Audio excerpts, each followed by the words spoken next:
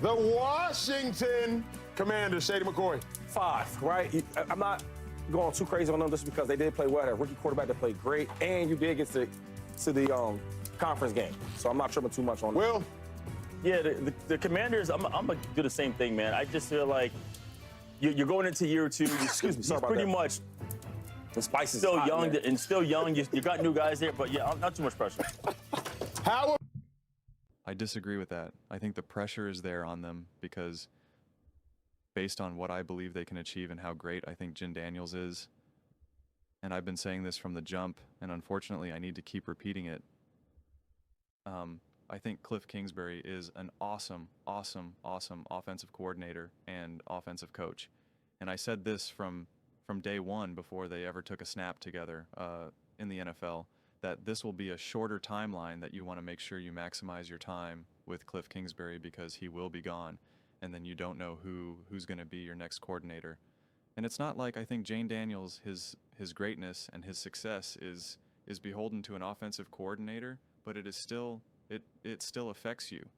Coaching matters so much in the NFL, and quite frankly, Commanders fans should understand that because of the coaching carousel that they've had over the years, that head coaching, just coaching in general matters. And when you have a defensive head coach, your offensive coordinator with your quarterback is everything for your offense, everything. And so, yeah, you want to get it done. It is a major loss that Detroit Lions team was as great as they were with the roster that they had and the ability to win at the rate they were, and now they've lost both their coordinators. That is a real thing that they have to figure a way through. And it is not as easy as some people want to make you believe. And so that will most likely be a thing for the Commanders. I'm not going to act like it's doomsday. I'm not going to act like, oh my gosh, it's going to be the biggest thing ever, because I believe Jayden Daniels is a better quarterback than a Jared Goff. And I believe that Dan Quinn being actually the defensive coach on the defensive side of the ball more than just a walk-around coach, that at least I have the confidence that there will be a lot of continued success defensively, but you still have to figure out the offensive side of the ball from a coaching perspective. And so you have Jayden Daniels on the rookie deal. Obviously, you're bringing in pieces. You're going to probably, I assume, pay Scary Terry. You got Debo, who's going to be aging. Zach Zeh, he's aging, and he's been a huge weapon for Jayden Daniels, which I kept saying he's going to be an awesome security blanket for him. You got a run game that's aging. You got a great O-line, but, you know, O-lines very quickly. One minute they're great, the next minute they're getting old as well. It's just like things can come and go pretty quickly. So, you know, the decisions that you made today to make this great team right now to be a true contender, a true competitor, it's like within a year or two, it's just like it's time to figure something else out. It's like before you know it, it's like, Terry McLaurin no longer in his prime. Lost a step. He's great, but we really need to find another wide receiver one in the draft. Like those things happen fast. They just do faster than anyone ever realizes, honestly. And then again, you move, you lose Cliff Kingsbury, and then you're going to have to pay Jayden Daniels a lot of money. Look at the 49ers. 49ers are actually a perfect example of this. In a blink of the eye, it's like, oh man, we got to move on from DBO. We can't afford it. Oh gosh, we just paid Brandon Ayuk all this money. Christian McCaffrey is old. We paid him a lot of money, and like, best case scenario, how many years left does he have is of his prime? Oh man, we just paid Brock Purdy all this money. Like it happens fast. And again, I think Jayden Daniels is special enough where I'm not like, oh gosh, you got to win. You got to take advantage of his rookie deal. After that, it's going to be so hard for you to win. No, because I think Jayden Daniels is special, you know, and I think Dan Quinn is a great defensive coach. So I think, like I said, you'll always have that going for you for the vast majority of Jayden Daniels' career.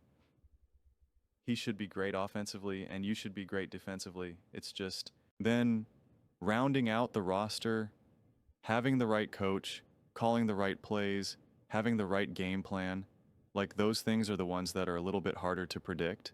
And so since we have that vision today and we can see it We can touch it, we understand it. It's like, all right, we see what's in front of us.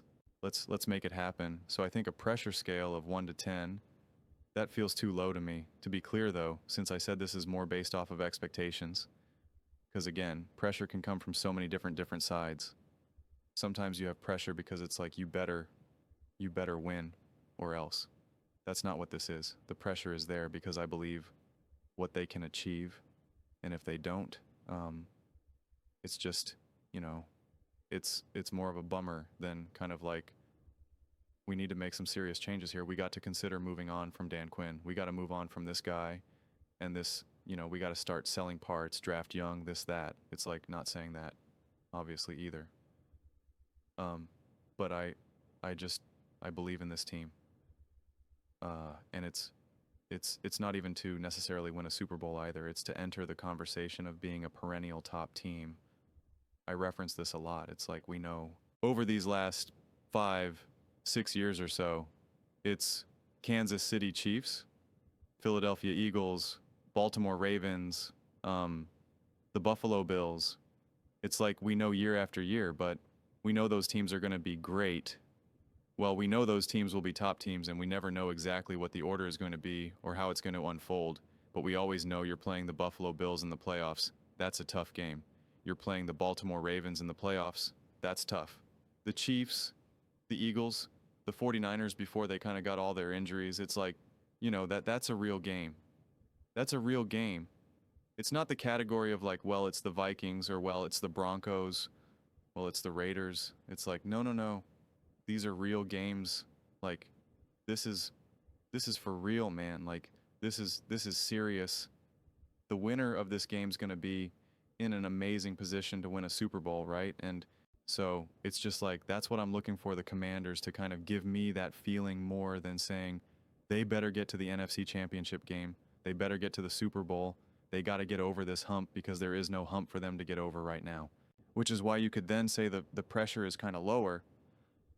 But like I said, the pressure that I give them is more based off of expectations of what they can achieve and a somewhat zoomed in timeline of some of these older pieces getting older, as well as a firm belief in that you will lose a key relationship on the offensive side of the ball with Cliff Kingsbury.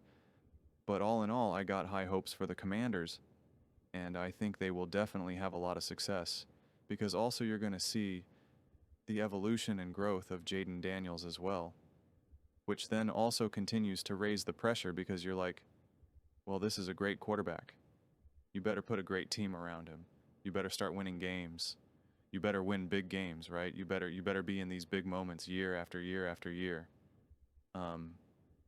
Otherwise, you find yourself in the situation where you end up beating the Cincinnati Bengals, and you don't want to be the Cincinnati Bengals. But those are just my thoughts. I'd absolutely love to hear yours. What do you guys all think about the Washington Commanders? How much pressure do you think they should have on a scale of 1 to 10? Let me know in the comments below. I read every single comment, so if you agree with me or disagree with me, either way, let's get in some discussions, let's get in some fights, but ultimately, let's just have some fun. And please, do consider subscribing.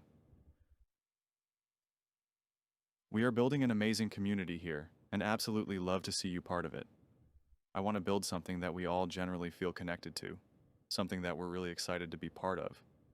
I think we're on our way to doing it. And please don't forget to give this video a thumbs up, as it really does help with visibility and the algorithm. Thank you so much. See you next time.